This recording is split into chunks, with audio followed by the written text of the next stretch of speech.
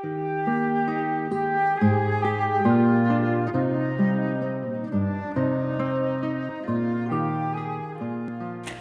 Ibu, dan saudara-saudara yang dikasihi Tuhan Yesus Kristus, berjumpa kembali bersama saya, Esther Solihin, dalam Renungan Harian untuk hari ini. Saya memberi judul Renungan Harian hari ini, Kalau ingin merasakan rahmat Tuhan bekerja, lakukan hal ini.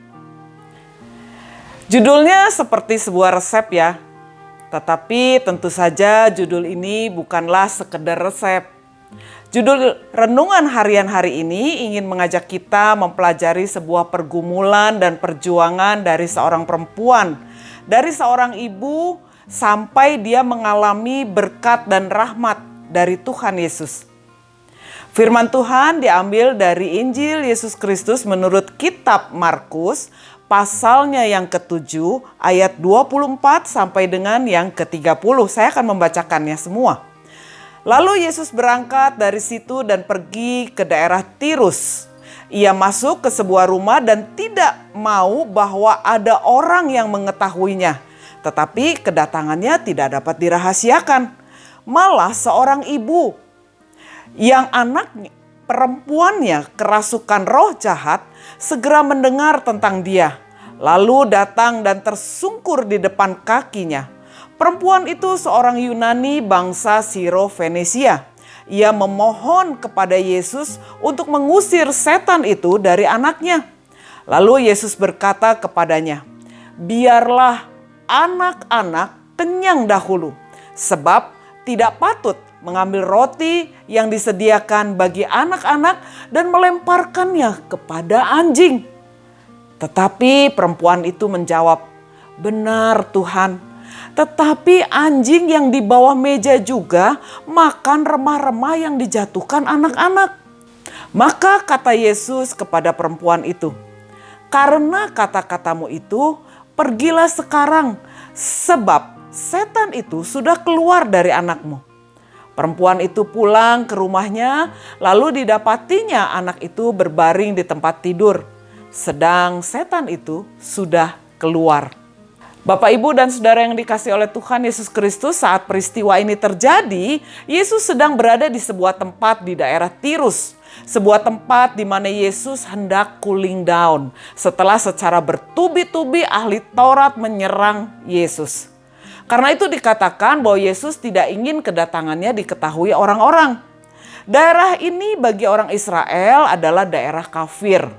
Tentu saja bukan karena ingin bersembunyi dan menghindar dari masalah. Ketika Yesus tidak ingin ada orang yang mengetahui kedatangannya.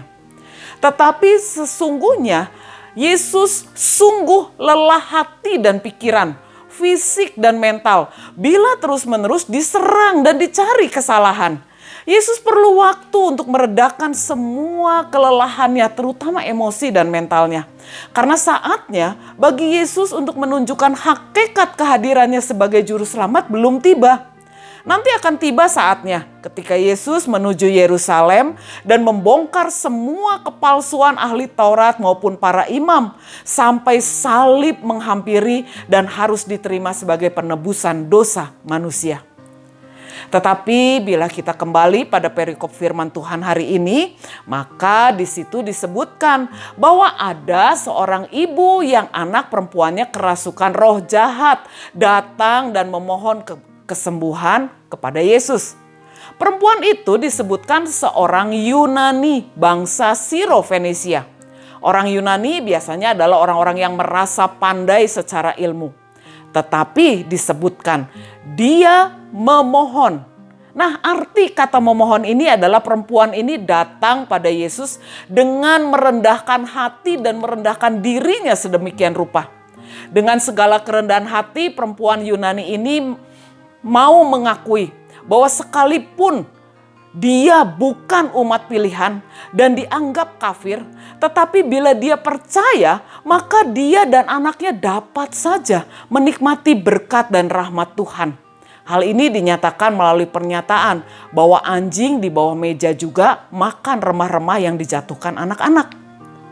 Nah, Bapak Ibu yang dikasihi oleh Tuhan Yesus Kristus, apa makna firman Tuhan bagi ziarah iman kita hari ini? Yang pertama, perempuan Yunani ini memiliki iman dan semangat yang tidak mudah redup hanya karena kesulitan dan jalan yang kelihatannya buntu. Saat Yesus menyatakan bahwa berkat dan rahmat hanya untuk umat pilihan, yaitu anak-anak. Tentu saja kita pun memiliki kesulitan dalam hidup kita. Tetapi marilah kita tetap teguh dalam iman dan pengharapan kita akan kasih, rahmat dan berkat Tuhan. Jangan mudah redupkan api Roh Kudus di dalam hidup pergumulan kita yang berat. Tetaplah percaya dan andalkan Tuhan yang senantiasa bersedia menolong dan menopang kita. Yang kedua, perempuan Yunani ini tentu mendapatkan sikap yang tidak menyenangkan dari murid-murid Yesus saat datang pada Yesus. Karena dia bukanlah lingkaran dalam Yesus, bukan umat pilihan, malahan dianggap kafir.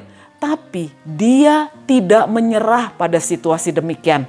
Karena itu pesannya adalah bagi kita jangan mudah menyerah. Karena mungkin saja dalam pergumulan kita ada pihak-pihak yang nyinyir, mencela. Bahkan setelah mencela bukannya memberi solusi tetapi justru menjadi masalah baru. Tetapi Bapak, Ibu, dan Saudara yang dikasihi oleh Tuhan Yesus Kristus, rahmat Tuhan pasti akan bekerja ketika kita tetap bertahan dan terus berpegang serta mengandalkan belas kasih Kristus. Terus memusatkan pandangan kita pada Yesus, bukan pada diri sendiri, atau memusatkan pandangan kita pada celaan dan nyinyiran orang-orang dari pihak lain. Karena itu, Bapak, Ibu, dan Saudara yang dikasihi oleh Tuhan Yesus Kristus, mari mengasah spiritualitas kita untuk semakin terang dan tidak mudah redup, bukan saja melalui sukacita dan berkat, tetapi juga melalui pergumulan hidup kita.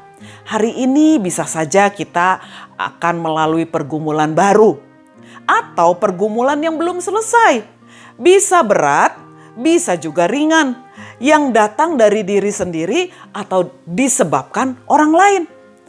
Jadi Bapak, Ibu, dan Saudara sekalian yang dikasihi oleh Tuhan Yesus Kristus, sesuai judul kita, kalau ingin merasakan berkat dan rahmat Tuhan, maka lakukan hal ini. Lakukan apa? Apa yang perempuan Yunani lakukan, yaitu jangan redupkan api Roh Kudus serta iman percaya kita pada Yesus Kristus, dan andalkan kasih dan kuasa Yesus untuk kita tetap bisa berjalan di jalan Tuhan. Tuhan memberkati. Amin.